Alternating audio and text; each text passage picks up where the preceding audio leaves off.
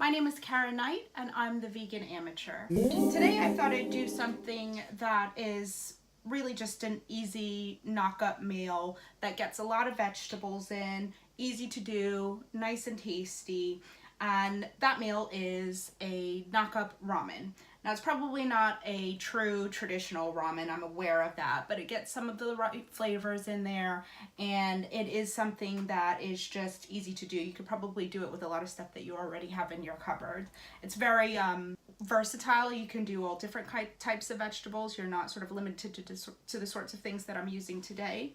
And it's easy to add protein to as well. I don't actually have any tofu that I'm adding to mine today, but it is something that I would use as an option as well. So first let me give you a little bit of a rundown of my ingredients. So we've got our sort of ready cooked noodles. Make sure you're not getting the egg noodles because of obvious reasons. I've got a small onion sliced. I'm using a red onion, but you could use brown or yellow or whatever you like really. I've got a couple of handfuls of kale sliced. So that's the curly kale. This is the sort of pre-sliced stuff as well, so that makes it even easier. I've got about 100 grams of broccoli that's sliced. I've also used, just to be thrifty, I've also used the stem of the broccoli. So if you slice away all of the outer bits of the stem, you can also use the sort of inside bit of the broccoli stem. I've got about 125 grams of mushrooms sliced. I'm using chestnut mushrooms, but like I said, it's a very versatile recipe, so you can use oyster mushrooms, you can use button mushrooms, really anything you want to use, any kind that you want. You don't have to have mushrooms either. I thought carrot would be a nice addition to this dish. I don't have it in this one, but that's something that you can use. I've also got 2 spring onions or green onions sliced, and that's gonna be something that's gonna go in towards the end. I've got the equivalent of, well, I've got 3 cloves of garlic, but 2 of them are very tiny, so really 2 cloves of garlic. I've got some soy sauce. I've got light soy sauce, but you can obviously use the darker stuff as well. And I've got some liquid aminos. You don't necessarily have to have the liquid aminos, but I like that sort of savory flavor in there as well. I think that's everything. Oh yeah, sorry. I've got 500 milliliters of vegetable stock. I'm using my wok for this. You don't have to have a wok. If you just have a big pot or a nice big saucepan, that will do as well. And what I'm doing now is I'm going to heat up about 2 tablespoons of vegetable oil on that one. My vegetable oil is rapeseed oil, so I'm just waiting for this to get hot. I'm going to use my water trick for seeing if it's hot enough. Starting to get there. I'm going to wait a couple of seconds longer. Yeah, I think that's okay. So the first thing I'm going to add to this mix is add to this pan is the onion. I don't have any chefy wok technique, so I'm just going to be stirring that around with the spoon until it softens up a little bit. There's some people like to add garlic at this point, but I like to wait a tiny bit because to me there's nothing worse than burned garlic. I'm going to let the onion soften up a little bit before I add that. This should take maybe about a minute or 2. So I don't know how you guys feel about ramen, but I really love a sort of brothy, noodly soup. And I know that there's many different versions out there. This is just my take on that. Right, I'm going to go ahead and get my garlic in. You can do sliced garlic as well on this one, but I don't like pieces of garlic, so I tend to use the mincer for that. Stir that in. Don't let anything burn. Things are starting to soften up now. I've got the heat fairly high. It's about medium-high heat at the moment. That's just because I don't want things to burn. So I'm going to go ahead and throw my kale into here. So you can use kale, you can use spinach, you can use baby spinach, any sort of leafy greens that's sturdy enough to hold up to some heat. If I was using baby spinach, I wouldn't put it in at this point. I'd wait until the sort of end when I've already got my broth going, just because it would just wilt. It just wilts down to nothing. It takes hardly any cooking.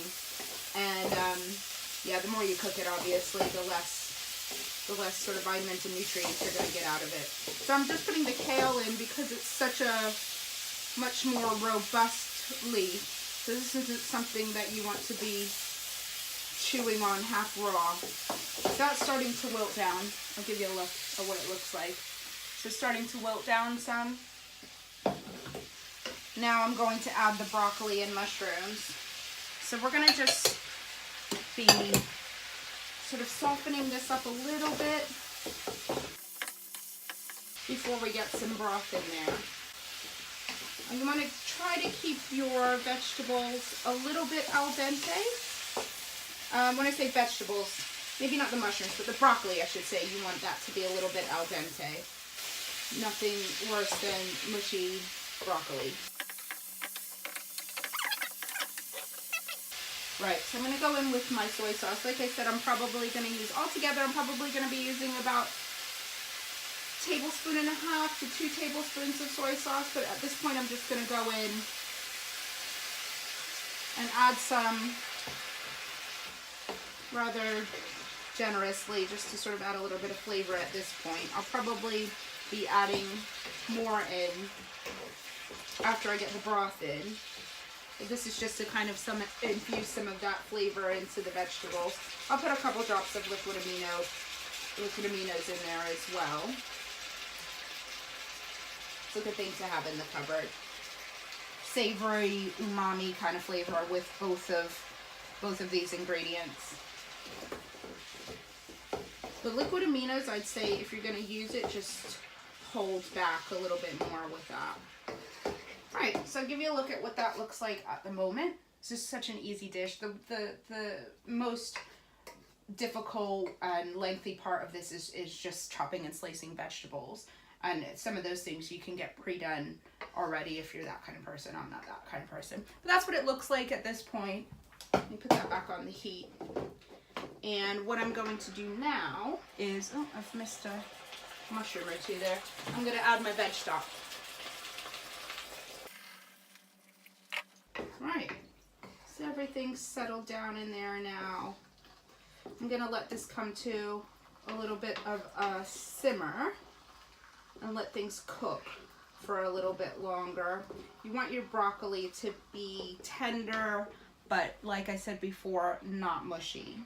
If I was using tofu in this recipe, which is a good source of protein for those out there who are looking for it or worried about their protein sources on a vegan diet. If I was using tofu, this is about the point I'd put the tofu in as well, just so it would soak up some of the flavor of the broth. Alright, I'm going to stop stirring just so I can see if I can get the heat up on this and let this simmer a little bit.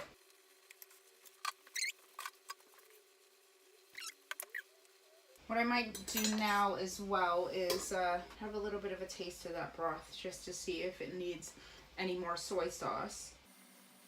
I would say no at this point. So I probably added about, I was probably more like a tablespoon of soy sauce, maybe 1.5 tablespoons of soy sauce, a few shakes of the liquid aminos, and that's really enough, I think, for flavoring. That along with the garlic. Another good thing to add to this is ginger. Bamboo shoots would be nice in this. Like I said, it's a very versatile recipe. I kind of went for, well, I obviously went for the things I had available. So there were no special shopping trips for this one. You can add just about anything. Alright, I'm going to see what the broccoli is like from a texture point of view. That's actually just perfect. I am now going to get my packet of noodles. I just got mine from Aldi. So this is 150 grams of noodles in here, and like I said, beware of the egg noodles. So I'm just going to take that, break that up in there, get that all submerged in the broth. Right, give that a couple more minutes so that the noodles get nice and softened up. Okay, I'm going to give this one last little taste just to make sure I'm happy. It's really nice. Right, I'm gonna turn that off. Oh, let me just give you that view of things as well. Hopefully without tipping it out. Right, I'm gonna grab a bowl and get some of this in there.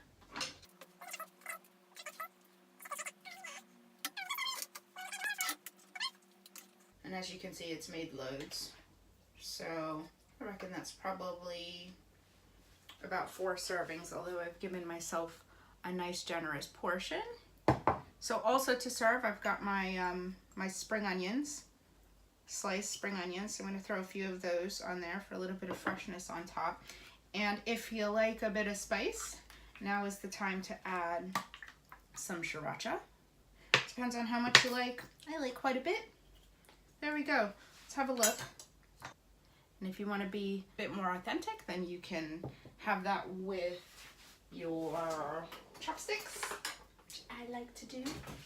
Let's see if I'm gonna be able to show off my chopstick skills. Probably not. Well, noodles are a little bit easy for chopsticks because you can just scoop them up like so.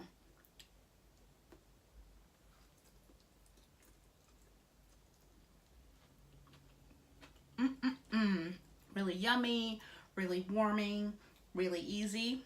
Most important, it's very versatile. You can do it with almost whatever you've got in the house. Yeah, and that's just one of my sort of bang up vegan meals for the week, especially when I can't think of anything, something that I go to just for a nice easy meal. Right, I hope you enjoyed that. I'll put the recipe, or my loose recipe anyway, into the description. Have a good one.